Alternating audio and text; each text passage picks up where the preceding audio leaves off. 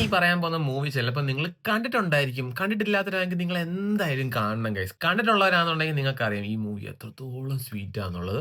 So ഇതിനകത്ത് basic story എന്താണെന്ന് വെച്ച് കഴിഞ്ഞാൽ ഒരു അപ്പൂപ്പൻ പുള്ളിക്കാരൻ്റെ വൈഫ് ആക്ച്വലി മരിച്ചതിന് ശേഷം വൈഫിന് പണ്ടൊരു ആഗ്രഹം ഉണ്ടായിരുന്നു ഇതുപോലെ ഒരു സ്ഥലത്ത് പോകണം എന്നുള്ളത്. സോ അപ്പോൾ ഈ അപ്പൂപ്പനാണെന്നുണ്ടെങ്കിൽ ആ സ്ഥലത്തേക്ക് പോകുന്ന യാത്രയിലാണെന്നുണ്ടെങ്കിൽ ഒരു സ്കൗട്ടിൽ നിന്ന് ഒരു പയ്യനും കൂടെ ഉണ്ട്. സോ ഈ അപ്പൂപ്പനും ഈ പയ്യനും കൂടെ ഈ അപ്പൂപ്പന്റെ വൈഫ് ആഗ്രഹിച്ച സ്ഥലത്തേക്ക് പോകുന്നുണ്ടോ പോകുന്നില്ലേ ഇനി അവിടെ എത്തിയോ എത്തിയില്ലോ ഈ പോകുന്ന വഴിക്ക് എന്തൊക്കെ സംഭവിക്കുന്നു ഇങ്ങനെയുള്ള കാര്യങ്ങളൊക്കെയാണ് ഇതിനകത്ത് പറയുന്നത്. ഇത് മാത്രമല്ല ഈ അപ്പൂപ്പനും ഈ പയ്യനും പോകുന്ന കൂട്ടത്തിൽ ഇവർക്കാണെന്നുണ്ടെങ്കിൽ ഒരു വീടും കൂടി ഇവർ ക്യാരി ചെയ്യുന്നുണ്ട്.